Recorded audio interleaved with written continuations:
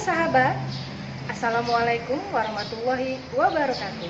Perkenalkan, saya Ula Novita, guru IPA di MTSN 1 Pandeglang. Sahabat rumah belajar, ini adalah madrasah tempat di mana saya mengabdi. Disinilah saya berbagi ilmu, menimba ilmu, dan belajar bersama dengan peserta didik yang hebat dan luar biasa. Dapat dilihat beberapa potret aktivitas pembelajaran yang biasa kami lakukan di madrasah. Pagiku cerahku, matahari bersinar, ku gendong tas merahku di pundak. Selamat pagi. Namun, semenjak pemerintah menetapkan masa tanggap darurat COVID, aktivitas tersebut sudah tidak dapat dilakukan di madrasah. Yang ada hanyalah keheningan. Telah lama kita tak bertemu, aku ingin belajar bersama.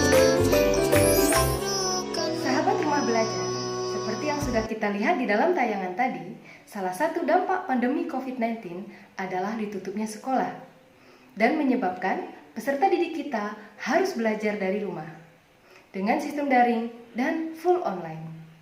Oleh karena itu, kita sebagai guru dituntut untuk lebih kreatif agar kegiatan belajar mengajar tetap dapat terlaksana walaupun di rumah saja. Sahabat, tentunya hal ini tidaklah mudah. Namun, dengan adanya portal rumah belajar, semua terasa lebih mudah. Rumah belajar, belajar di mana saja, kapan saja, dengan siapa saja.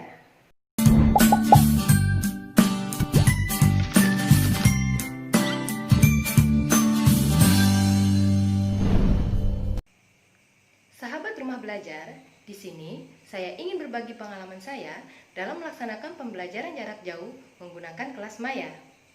Ada beberapa komponen yang harus kita persiapkan dalam melaksanakan pembelajaran kelas maya ini. Di antaranya yaitu jaringan internet. Selanjutnya adalah sumber belajar. Berikutnya adalah hardware. Di sini saya menggunakan laptop dan juga smartphone. Berikutnya yang harus kita persiapkan tentunya adalah software. Untuk software, saya menggunakan aplikasi rumah belajar dan juga mobile edukasi. Untuk pendukung, saya menggunakan aplikasi WhatsApp, Google Classroom, Google Form, dan juga Quizzes.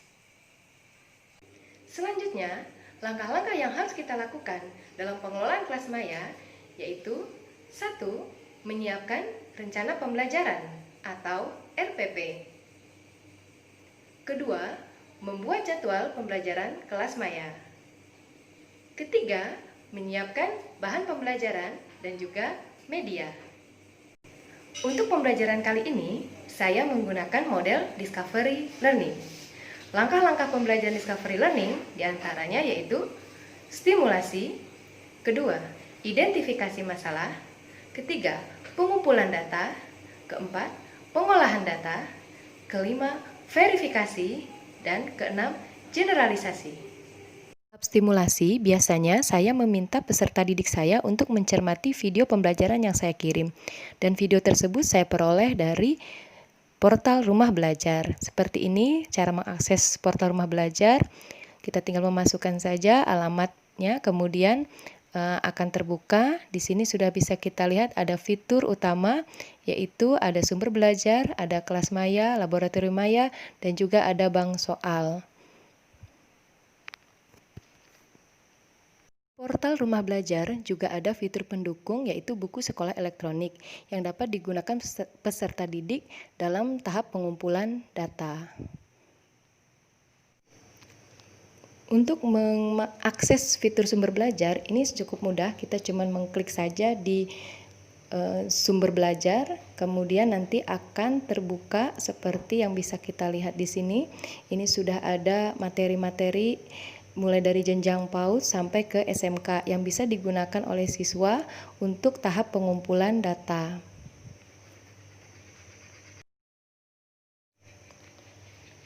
Di portal rumah belajar juga terdapat fitur laboratorium maya, dan bagi saya guru IPA ini sangat bermanfaat sekali karena banyak pembelajaran IPA yang membutuhkan praktikum agar lebih memahami materi yang dipelajari.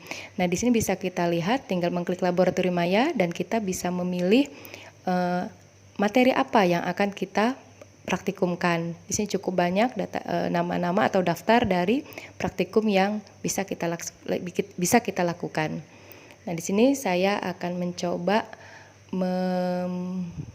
melakukan praktikum optik ya. Di sini bisa dilihat dan ini cukup membantu peserta didik dalam belajar mandiri di rumah.